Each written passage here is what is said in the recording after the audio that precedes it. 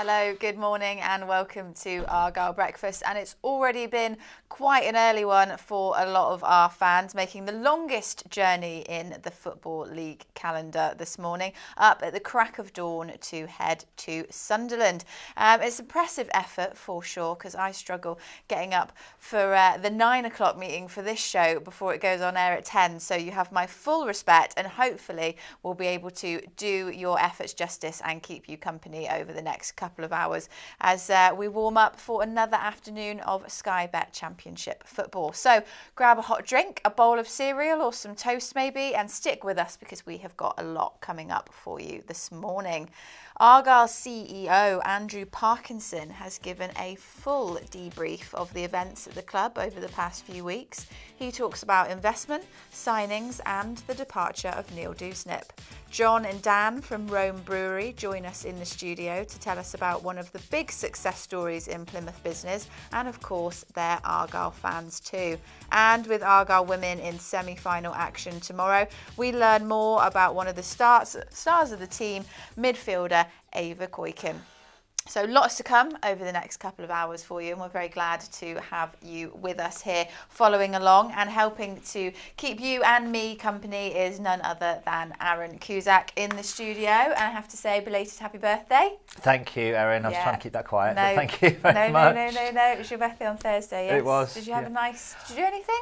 Yeah, we had some just food with my wife and kids. Nice. We did some stuff last weekend, which was nice, some food and a bit of the old adventure golf, so that was good fun. Very nice. Yeah. So unfortunately your birthday coming immediately after not the best days out for Argyle. Well, no, I mean, Charlie and I had to analyse the game, so that was, you know, we did our best, what we could. Yeah, it wasn't the best celebration after the night before, but we moved swiftly on. We have to. Yeah, of course. To what is hopefully a positive or a more positive return this afternoon. Yeah, I mean, you know, just saying in the introduction there, we have to give credit to the travelling fans, because not only do they travel kind of weekend in, weekend out when it comes to Argyle, who've got games all over the country, but particularly coming off the back of Wednesday, to then make the longest journey there possibly could be in football.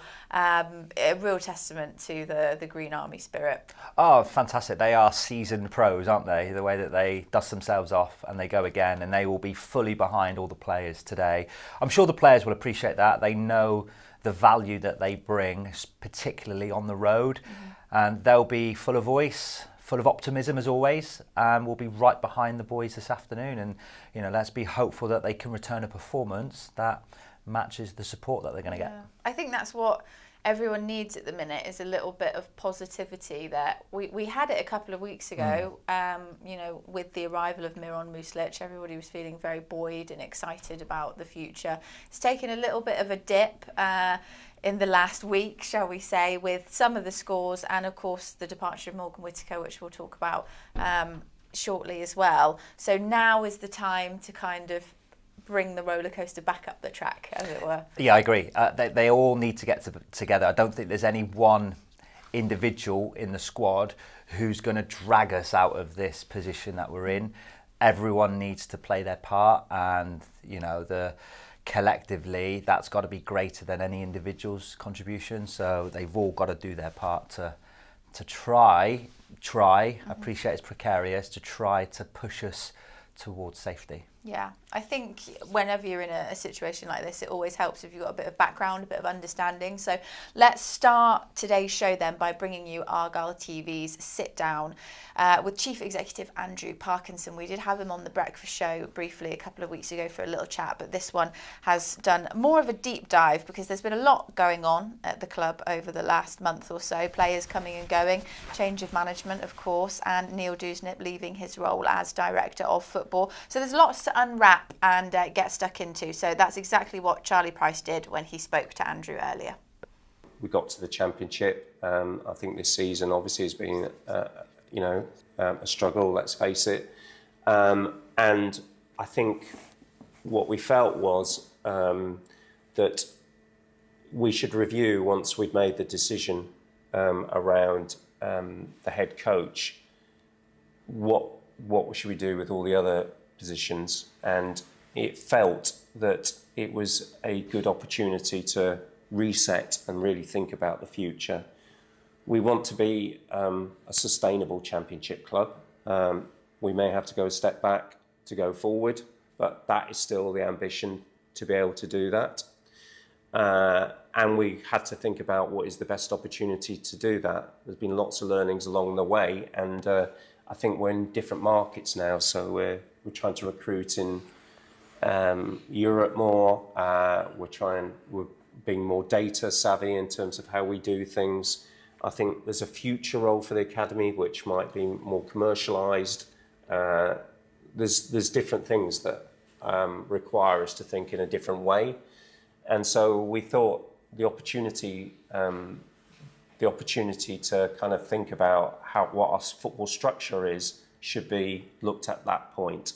So it wasn't in any way difficult discussions. I think there was a realisation from both parties that perhaps the best thing for the individual, Neil, and for us was to think about things in a different way. So I think it was an opportunity that presented itself, and therefore one that we took and thought, right, let's get into a completely different sphere here.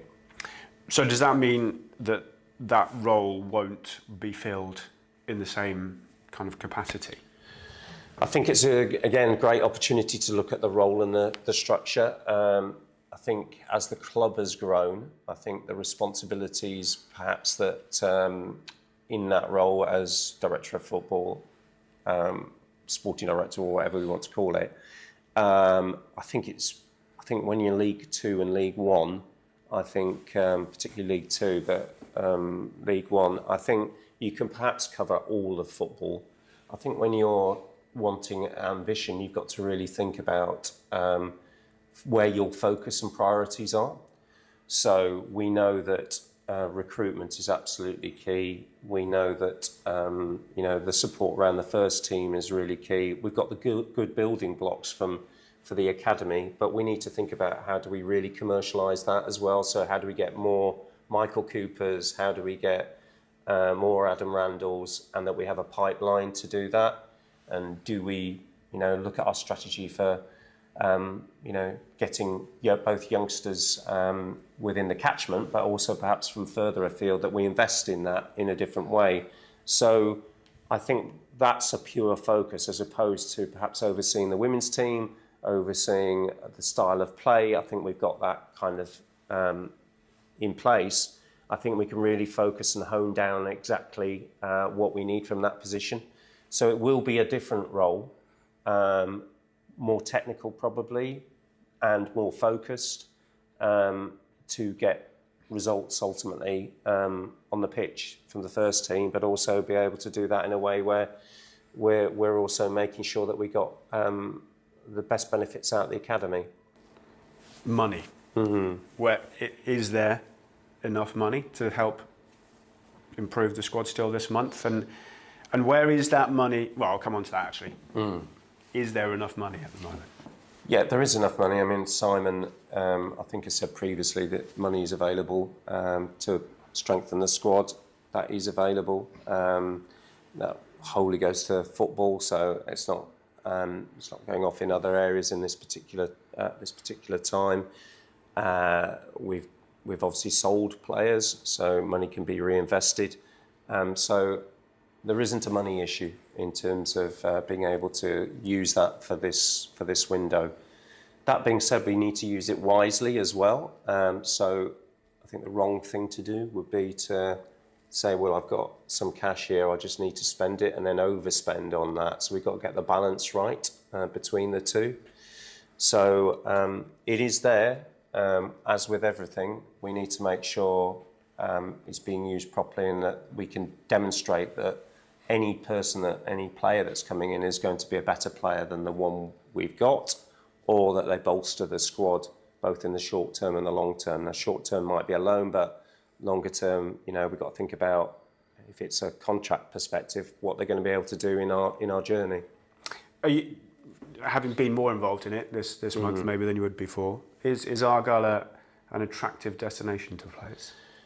I would say absolutely generally yes. You know, it's very well regarded as a place to come and play football. Players are given opportunity, and I think when we approach players, they always get the indication that they're going to be an important part of the squad. Philosophy of football, whichever head coach we've had, I think has been a key part in that, and I think we're an exciting proposition. I think this year is, and particularly at the moment, I think, you know, we've got to face into it. We're bottom of the league at the moment. So I think that message is one that has to be more powerful, because, you know, players sometimes have an opportunity for other clubs to go to, and that might be, we might even pay more than the other club, but they may think, well, I want the chance of playing in Championship football, and am I going to get that? So I think it's definitely more nuanced this time in terms of how we have to approach it. But the overall message has to be that people want to come here and do want to play, and we get that combination right where, you know, you can be sure that when they do come here, they will want to play, and that's the main thing. Well, there's a lot to unpack from that. You know, it's quite a lengthy interview, and we have got another one actually coming up later on in the breakfast show where Andrew will touch a little bit on investment as well in the club. I think it's important to be able to have these conversations and show them, because a lot of the subjects that Charlie kind of touched on with him are ones that fans have been asking and want to know, you know, where the club stands in certain areas. Yeah, and I thought it was well narrated. He relayed good information. You know, it was fairly clear. And I think it's important to hear it from first perspectives on, you know, the complexities. It's not just as simple as saying we're going to buy that, we're going to do this, we're going to do that. There are, it's like he said, there's nuance, so there's lots of intricacies. And for me, when he spoke about the sustainability of the club, for me the pipeline's key. So if you're talking about players coming up through, you need to have something in between the 18s and the first team to allow that developmental period to kind of mature.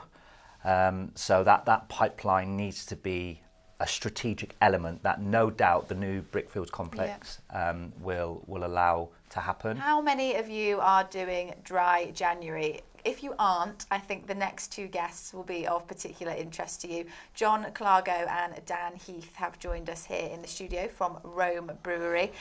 Good morning. Good morning. I mean, usually I would say it seems too early to talk about beer, but not on a Saturday, I don't think. I think this is the perfect opportunity, and you've brought some stuff in with you, which we'll get into in a minute. But Rome Brewery, how did this all come about for yourselves? So Rome Brewery has been going since 2015, and we've been at the current site in Peveril since 2019, where we opened our tap room, and things have been going well for us ever since. So how did you kind of set up the brewery and the tap room? Is this something that you've always done, or is it did you kind of have a change of tact? Yeah, it's sort of followed on from a career in hospitality. Then kind of learnt the brewing process, and then for a few years we were just selling to trade pubs, and then we moved to Peveril, opened up the tap room, and looked into the kind of getting people in for a drink in. Yeah. I mean, location-wise, it couldn't be better for Argyle fans, because you're just up the road, aren't you? Yeah, it's perfect. We've been really leaning into it like the last 4 years, and building up, and now it's amazing on a match day. Yeah. Like I said, it's never too early for a beer on a match day. So yeah. The fans do love it, and it's only 15-minute walk away. So yeah, it's a nice little crowd we've got up there. And you've got, you know, I see you guys wearing your Rome hoodies here this morning, and there is like an Argyle version, isn't there? There is, yeah. We do we relabel the hometown, which is one of our core ranges every year. Our graphic designer works through it and changes it to different Argyle colours. So last year it was with the gold, with a gold little stripe, and then this year this is what he went for this year, and then obviously we'll see what next year brings. Green Army written all over it. Yeah, and people love it. absolutely mad. But yeah, you can get this on a hoodie and a t-shirt, Yeah. and the fans love it. I can imagine. And have you got a Project 35 beer as well coming? It's already out or coming out? It's Coming soon. Coming soon, yeah. So we're brewing it end of February. It'll be released end of February, Yeah. beginning of March. Yeah. Yeah. So we're going to be donating to the charity, and we're also running a raffle on top. Yeah. So that's going to have its own, obviously, can design, probably a t-shirt design, knowing our graphic Nice. designer. So, but yeah, so it should be good. We sold over 500 tickets already for the raffle. Lots of local prizes. We've got obviously a ball and a shirt from you guys. But yeah, so it should raise lots of money. I have to say, I am more of a wine person. I'll put it on the table straight wine. away. We've got good But wine. when you're talking about the Project 35 beer and you're saying, you know, it's coming soon and you're brewing it, how does that process then work between like doing in particular beers? You'll have to excuse my phrasing because I don't know what I'm talking about, but do you understand what I'm saying? What's the process of getting a beer from kind of invention to presenting it? Yeah, so we will look at kind of what we want to finish with. So this beer in particular is going to be a 5.3% beer. We'll look at the grain that goes into it, and the hops is the other way we can kind of change the flavour profile. So we'll come up with a recipe that we think works, kind of using what we've learnt over the last 10 years, and we'll brew it at the beginning of February. It'll take about a month to be ready, at which point we'll put it into keg, put it into cans, and then off we go with it, yeah. Oh, great. And you were originally Tavy Ales, weren't you? That's so right, how yeah. did the name change come about? And does Rome, is Rome an acronym? Does it stand for something? It was kind of just a nod to my wife and I spent a lot of time kind of travelling, living all over the place, but we're both from Plymouth. Yeah. Well, I grew up in Ivy Bridge and we've both ended up back here, and it was kind of just a nod to roaming, but ending up back kind of where we started. So yeah, we had a few different names on the table, but this is the one that stuck. Well, should we have a look at maybe some of the changes that you've identified, Aaron, need to happen? But are you going to start with looking at what Sunderland might bring to the table? That Absolutely. We know that, you know, they are a formidable opponent. We're going to start with Wilson Isidore, French striker, 25 years old, 8 goals already, Jem, to go to, you know, his performances. We haven't got every goal, but we've got a selection of, you know, he looks more of a fox in a box type player, you know, gets into those red zone areas. Strong, powerful. Poulsen and Pleguezello, if they play, are going to be up against it, aren't they? Yeah, and I think definitely inside the 18-yard box, we need to make sure we're communicating, we're getting tight to him, we're not giving him any time on the ball at all, because we can see from the clips here, if you give him a split second in the box, he's going to take a shot, and a lot of his shots this season have turned into goals. So we need to make sure we're tight, we need to make sure we're communicating and working together defensively as a unit. I think there's been a few opportunities in this season recently where we've kind of switched off in and around the box. We've not got tight enough quickly. So today's a really big opportunity for us to show that we're capable of doing that in the box. Yeah, absolutely. And he's renowned for getting his shots off quickly. So off one touch, majority of those clips there were like one touch finishes. So like you said, if you don't, you know, if you give him too much room too quickly and you know, don't pounce on it, then it's going to lead to a chance on goal. And you know, the worrying thing is that they've not lost at home all year. 1-9, drawn 4. You know, so. You know, so that records are there to be broken. You know, so there's no reason why we. And if anyone can do it, absolutely, we've already seen it with Brentford. Well, yeah, I mean, we can see from the stats as well. They do concede goals, but they also do score goals. So it's at both ends of the pitch that we need to be switched on. And yeah, it's a really big occasion for us to. But we need to make sure we maximise the opportunities where we get as tight as possible in and around the box, and we show our defensive capabilities today, because it's going to be really important. Absolutely. And the second player we've identified is, I picked him out at the start of the year, Eliza Mayenda. We don't know whether he will start alongside Isidore, but 19 years old, Spanish player, again, pace, power, also a creator. So not only a finisher, but has had 5 assists as well. And, you know, with the likes of Jobe Bellingham, Patrick Roberts and himself, also Romain Mundell, you know, they've got a lot of firepower, haven't they, in that front line? Yeah, most definitely. You can see from the clips as well, he's really direct with his first touch. It seems as though as soon as he takes his first touch, his first thought is, can I get into the 18-yard box? Can I get a goal scoring opportunity? Or can I create something for someone else as well? So again, similar to what we've just discussed in terms of making sure we're really tight to the front 3, front 2. We obviously don't know how we're going to set up today.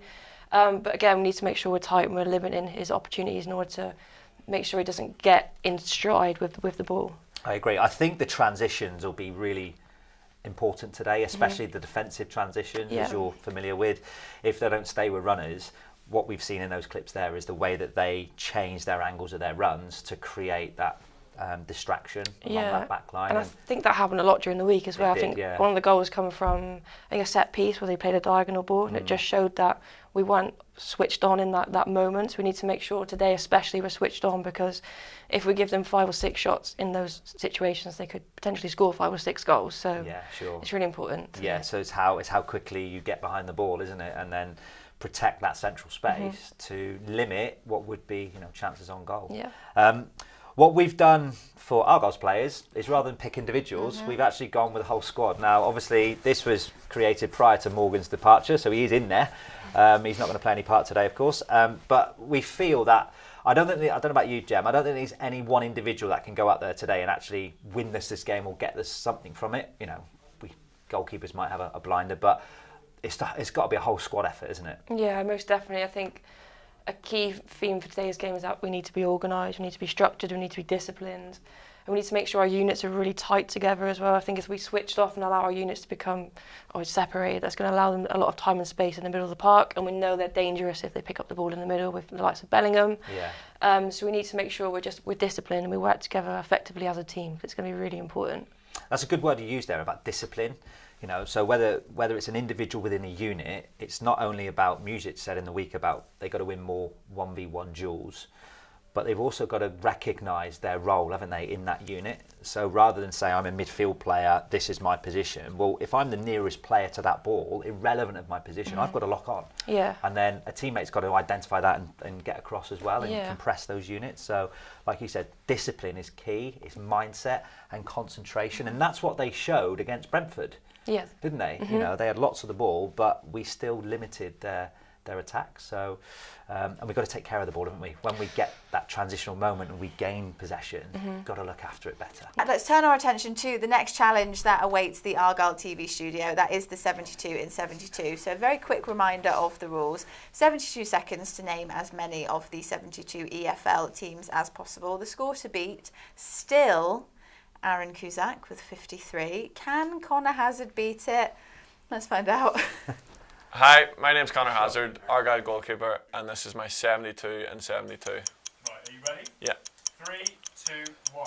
Okay, Accrington, Blackburn, Bolton, Burton, Cambridge, Charlton, Exeter, Plymouth, Leeds, QPR, Wimbledon, Bristol City, Bristol Rovers, Stoke, Luton Town, Blackburn.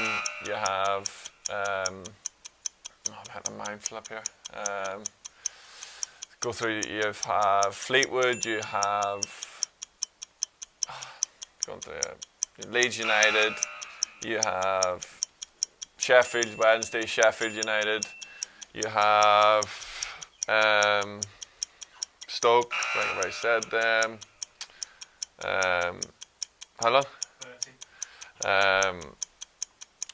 You have Blackpool. I can't believe how hard this is. So easy when I was doing it in the dressing room. Oh yeah, I'm done. Head done. 10 seconds left. Yeah, no, I can't think anymore. Take us down. None. No more.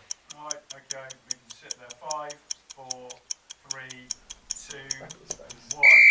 That is really bad. I think that's the first one we've had where someone's just stopped before the time. Well, it's the quickest someone's accelerated. He was like, he had about 0 10 to in the 60, first 5. and then just... He's built to speed, that one, hasn't he? And then he stalled the car at the end. Nick, I feel like, based on what you were saying earlier about all the different stadiums you've travelled to, this may work in your favour with your away following. If my mind doesn't go blank and freeze. I think you'll be right, I think you'll be right. Do you have a tactic? Are you going to, because some people do alphabetical, geographical. Probably geographical more than anything. Okay. Just thinking logically up the country and see where we get to. Nice. Good man. Yeah, we won't overthink it too much before Try it happens. not to. The score, if we're doing 1v1 battles, as it were, in Argyle breakfast. The score is 18 for you to beat against Right. Connor, which I think is achievable. Okay, are you ready? Yeah, why not? Let's Your go for it. time starts now. So we've got Argyle, Exeter, Bristol Rovers, Bristol City, Cardiff, Swansea, Newport, Wrexham. We'll go Cambridge, Gillingham, Leeds, Middlesbrough, Blackburn, Doncaster, Hull. We're going to go Birmingham, West Brom, Leyton Orient, I think Blackpool, Preston, Wigan, Bolton, Tranmere, Huddersfield, Mansfield, Notts County, think. Oh, I've gone a bit of war. Got 10 seconds. A bit of war now. Warsaw. Don't know if I've said Preston.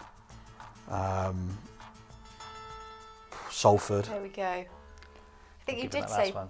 Preston, I think. I've made a yeah. note of it, so we'll verify Okay, it. But yeah, we'll yeah. add it for a minute. So looks good. Yeah, 5, 10, 15, 20, 25, 29. I'll take that. Nice. With potentially Preston twice, but we'll officially We will verify officially that. I'll take verify. that. Good work. And then you can go on the leaderboard. We do have the top half of the table, and I need to make an on-air apology, Aaron, because I did say 53 when we previewed the challenge, but you actually do have 54 in first place there. Thank you, So, Aaron. Nick, that will make you 10th. I'll take that. Yeah, I mean, you're in the top 10. I'm happy with that. And I'm pleased with that, because I still stay at number 8, which is an absolute result. Yeah, very good. That was a good How did you? effort. It's more difficult than you think. Yeah, it isn't is. When you're on the spot, it's quite Yeah. tricky to try and reel them off. But yeah, no. Yeah. So your score pushes all the players off, I think. There's no Yeah, player. yeah. Lewis Gibson was the highest, I think, wasn't he?